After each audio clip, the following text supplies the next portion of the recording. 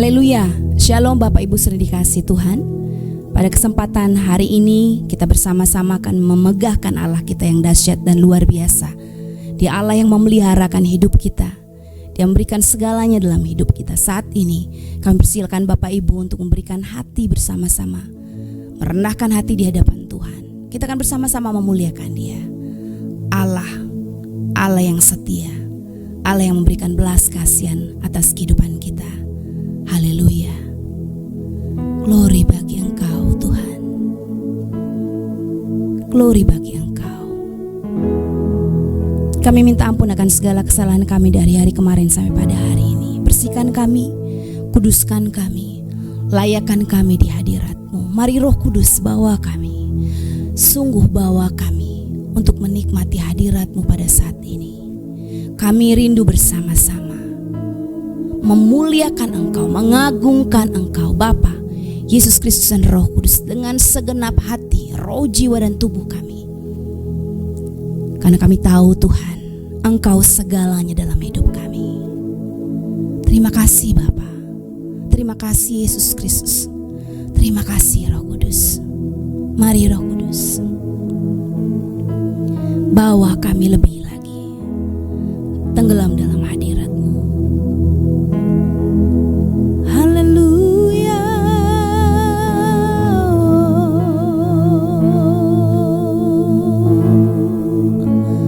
Glory bagi-Mu.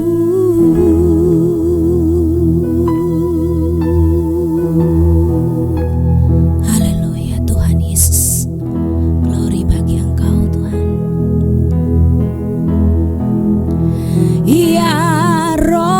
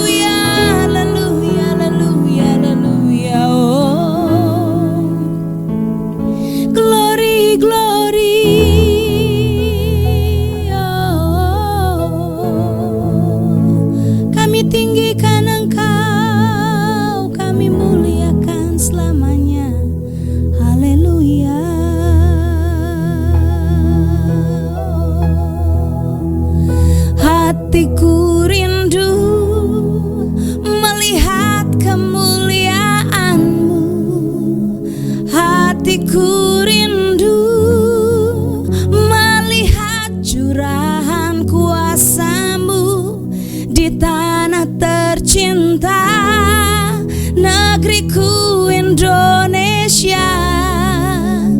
Ku berdoa Indonesia untuk kemuliaan-Mu Indonesia, bagi kemuliaan-Mu ya Allahku, nyatakan kemuliaan-Mu ya Allahku, nyatakan curahan kuasa-Mu di tanah tercinta negeriku Indonesia. Ku berdoa Indonesia untuk kemuliaan-Mu Indonesia, bagi kemuliaan-Mu ya Allahku, nyatakan kemuliaan-Mu ya Allahku, nyatakan curahan kuasa-Mu di tanah tercinta negeriku Indonesia. Ku berdoa Indonesia untuk kemuliaan-Mu Indonesia, bagi kemuliaan-Mu Indonesia, bagi kemuliaan-Mu Indonesia, bagi kemuliaan-Mu.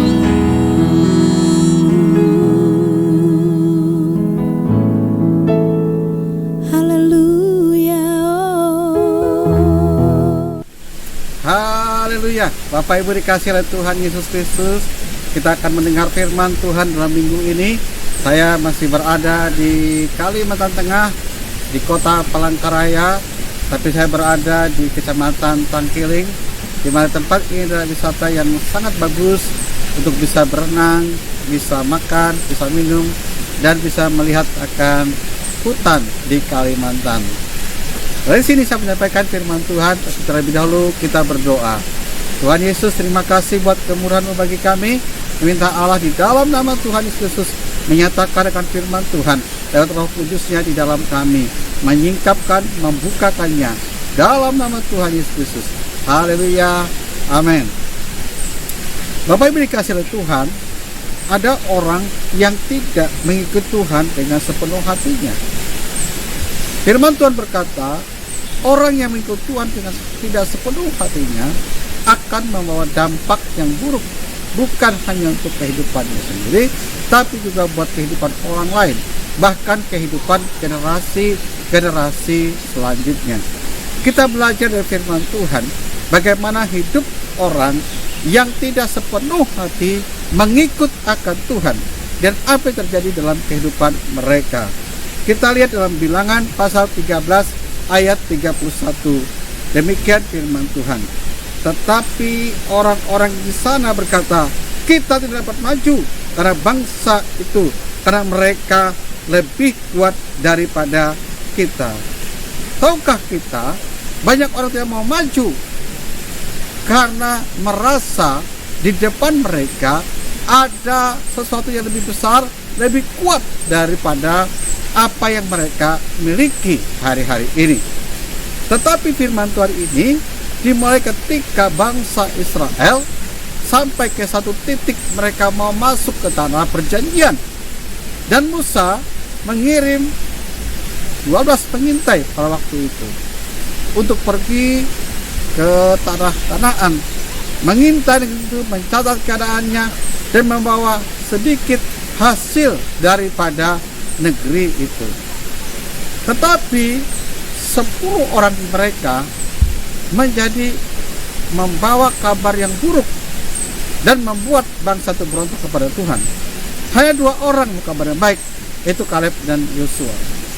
Dalam Bilangan 32 ayat 10 sampai 12, Tuhan menyampaikan berkata begini, maka bangkitlah murka Tuhan pada waktu itu, dan ia bersumpah bahwasanya orang-orang telah berjalan dari Mesir yang berumur 20 tahun ke atas tidak akan melihat negeri yang kujanjikan dengan bersumpah kepada Abraham, Ishak dan Yakub, oleh karena mereka tidak mengikuti aku dengan sepenuh hati, kecuali Kaleb bin Yefune orang Kenas itu dan Yosua bin Nun, sebab keduanya mengikuti Tuhan dengan sepenuh hati.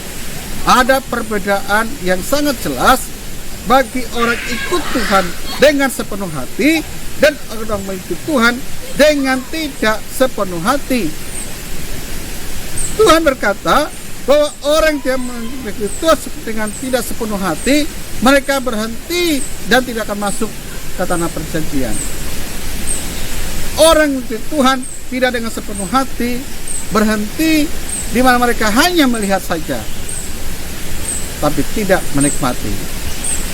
Padang gurun memang jalan di tanah Kanaan, tetapi padang gurun berputar-putar bukanlah jalan ke tanah Kanaan. Putaran di padang gurun karena pemberontakan.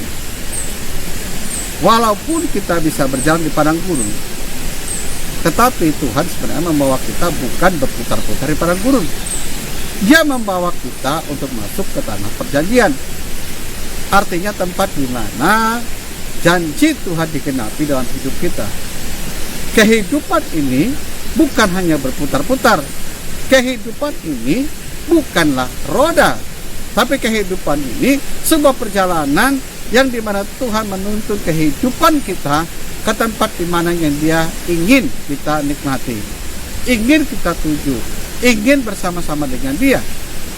Tetapi diperlukan sepenuh hati ikut akan Tuhan. Padang gurun itu bukan kehendak Tuhan bagi umatnya. Ya. Yesus bahkan sudah menebus kita di padang gurun, dan Dia melakukan hal itu supaya ketika kita di dalam Yesus Kristus Tuhan, kita tidak berputar-putar di padang gurun, tidak tentu arah, tidak tentu rimbanya, tetapi kita punya tujuan, punya arah, punya suatu arah yang tepat. Tapi hari ini kita belajar bagaimana kehidupan orang yang tidak sepenuh hatinya ikut Tuhan, dan apa yang membawa pengaruh bagi hidup seseorang yang lain karena tidak ikut Tuhan dengan sungguh-sungguh. Yang pertama, Bapak Ibu, firman Tuhan katakan tadi bahwa mereka memandang masalah lebih besar daripada Tuhan. Memandang apa kata dunia lebih besar daripada firman Tuhan. Karena ketika mereka pergi, mereka berkata, kami tidak dapat maju menyerang bangsa itu karena mereka lebih kuat daripada kita. Dunia ini tidak lebih besar daripada Tuhan. Apa yang kita hadapi tidak lebih besar daripada perkataan Tuhan. Hidup ini tidak lebih besar daripada kasih karunia Tuhan. Tetapi orang yang tidak dengan sepenuh hatinya ikut Tuhan akan melihat segala sesuatu di depannya itu lebih besar daripada Tuhan di dalam diri dia. Mereka enggan maju, mereka tidak berani melangkah, mereka tidak berani melakukan sesuatu. Kenapa? Karena merasa masalah lebih besar daripada Tuhan. Allah kita Allah yang besar. Dia menciptakan langit dan bumi ini dan segala isinya. Tidak ada sesuatu yang lebih besar pada Allah kita. Yang kurang dan percaya kita kepada Allah itu saja. Kalau kita ikut Tuhan dengan sungguh-sungguh, maka kita berani melangkah dalam hidup ini untuk melihat akan firman Tuhan digenapi dalam hidup kita.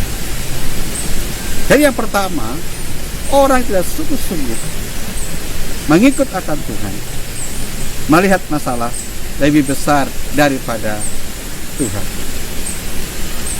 Yang kedua, orang yang tidak sungguh-sungguh ikut akan Tuhan biasa menyampaikan kabar busuk lebih daripada kabar baik. Nah, perhatikan dunia hari-hari ini penuh dengan hoak, penuh dengan perkataan yang sia-sia, penuh dengan hal-hal yang tidak benar. Orang lebih percaya kepada ide, kepada ilusi, kepada sesuatu yang tidak benar daripada menyelidiki apakah itu benar atau tidak.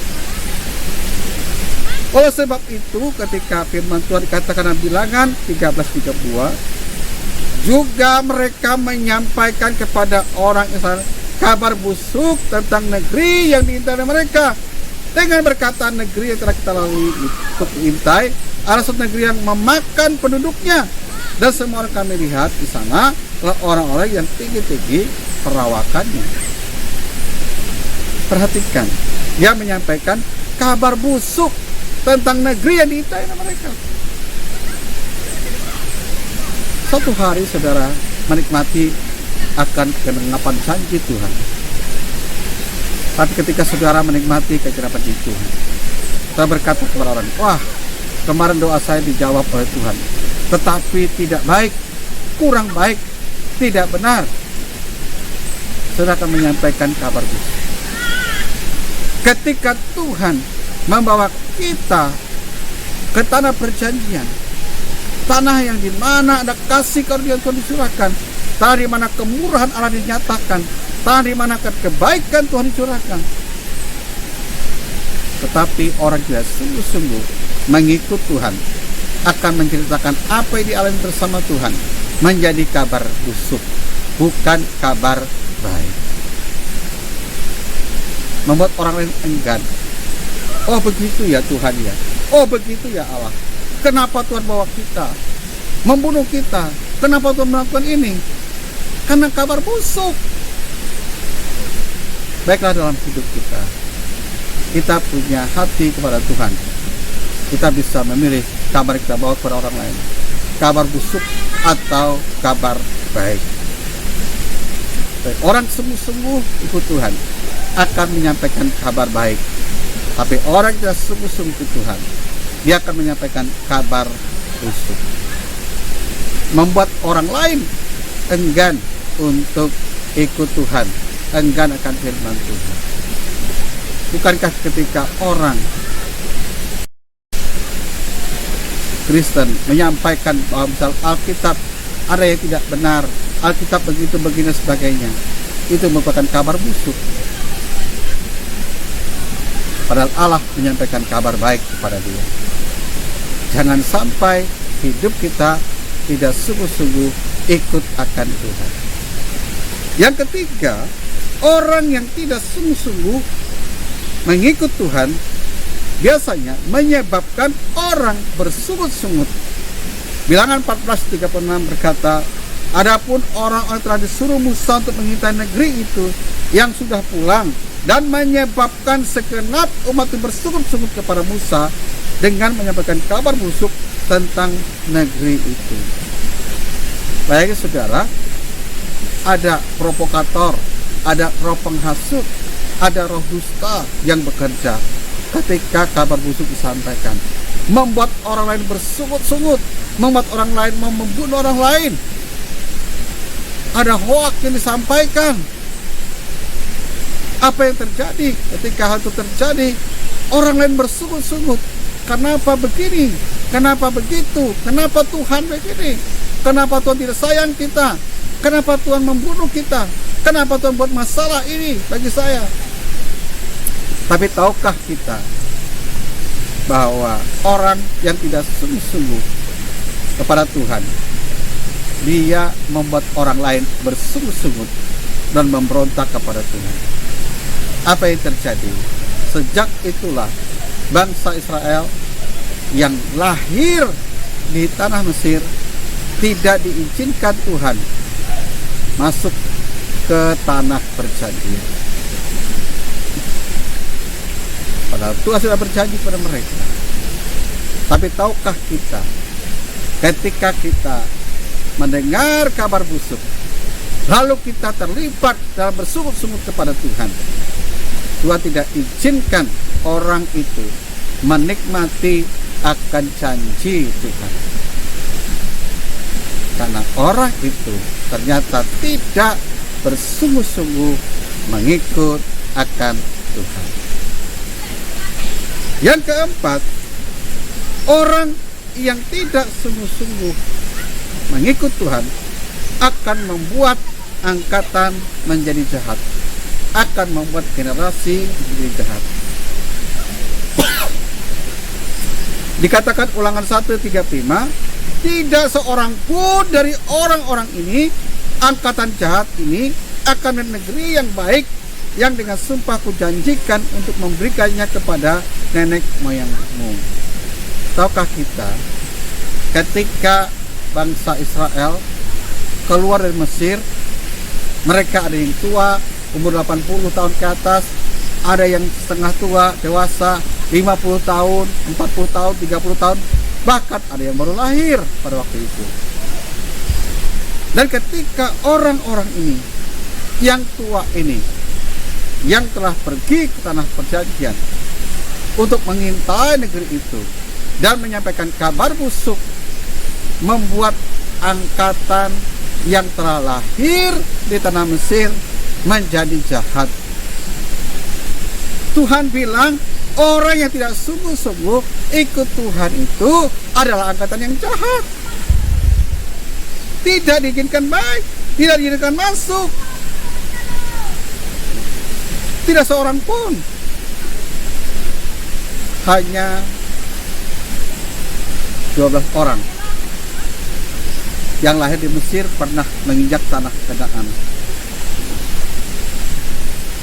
Dan hanya 2 orang yang masuk ke tanah Kanaan dengan sungguh-sungguh. Tetapi akibat daripada itu, Tuhan berkata, ini angkatan yang jahat. Kehidupan orang yang tidak sungguh-sungguh ikut Tuhan melahirkan satu angkatan yang jahat di mata Tuhan. Kehidupan orang yang tidak sungguh-sungguh kepada Tuhan melahirkan angkatan yang tidak benar.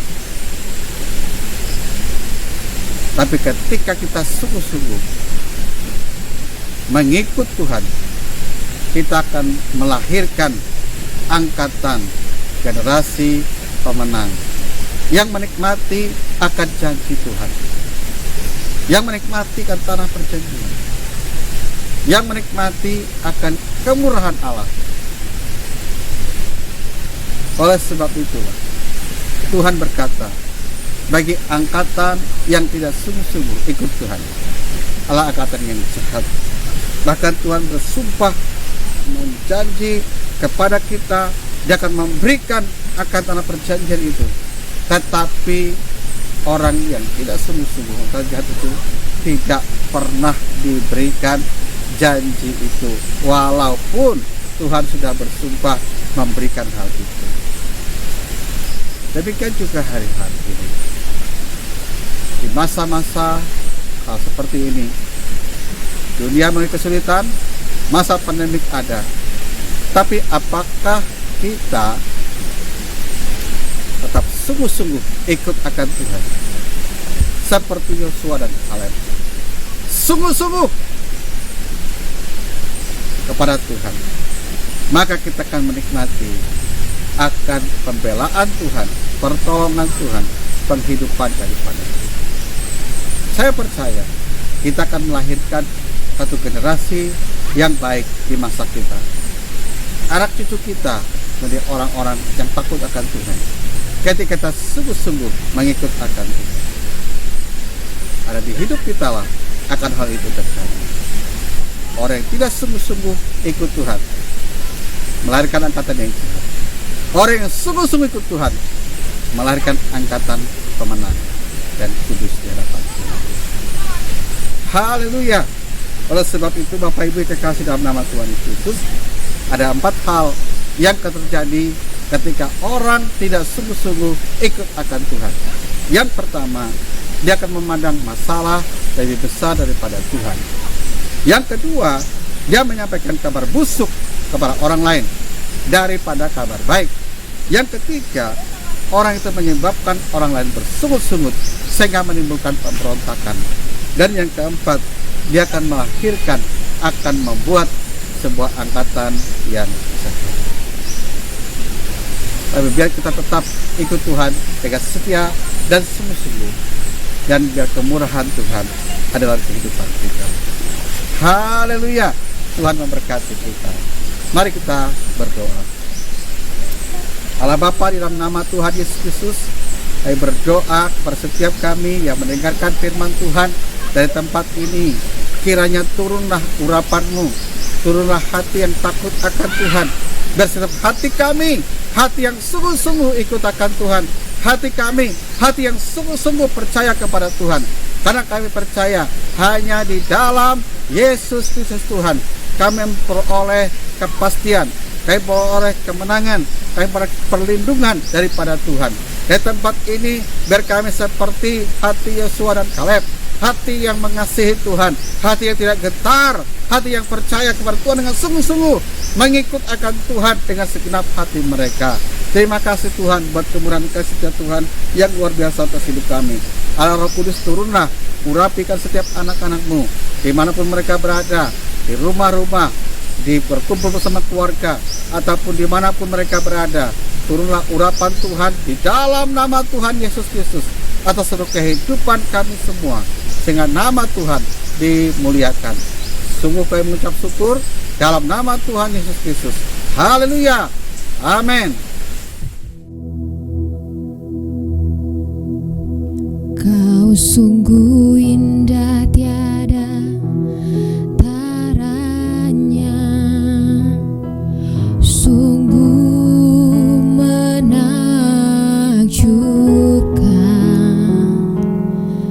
sungguh ajaib untuk dimengerti, lebih dari semua yang ada. Hikmat-Mu tiada terselami, kasih-Mu dalam tak terduga. Kau sungguh indah tiada taranya, mulia dan berkuasa. Ku kagum hormat akan Engkau, ku kagum hormat akan Engkau.